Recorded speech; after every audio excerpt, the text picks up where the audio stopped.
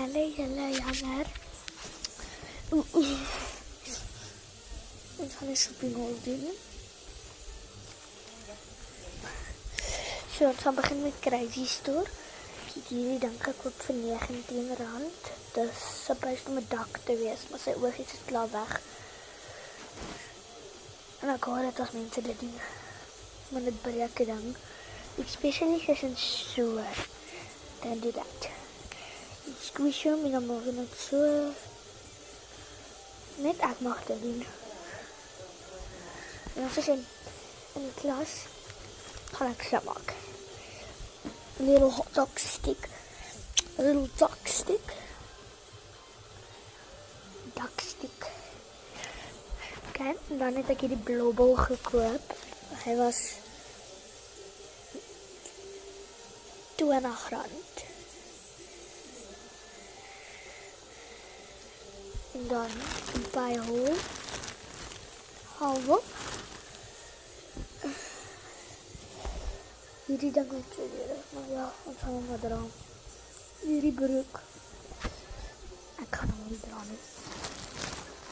Dis ander klere, dis ek 'n mooi baggy jean. Ek sal julle nou wys daarvan. Dit dom by my ouma ongeluk glo. So ja.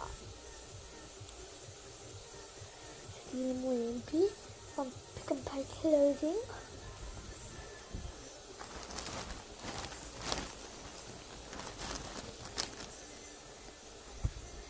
En dan hierdie mooi lang broek. En dan het ek swart en ook gehad iewers.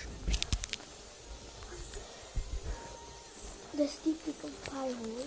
Pick n Pay Clothing haul.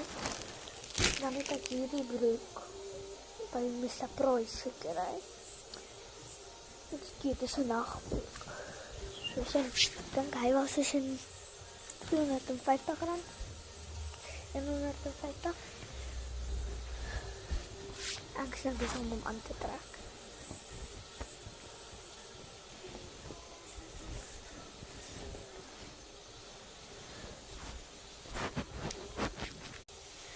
Jammer, ek het dit gepost.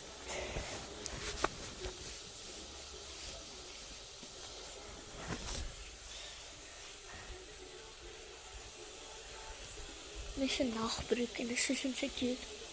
Ons kon nie musiek. Hallo Jerry. Ons kon nie musiek. Oh. Dit is so cute. Dis al vir vandag. Bye julle.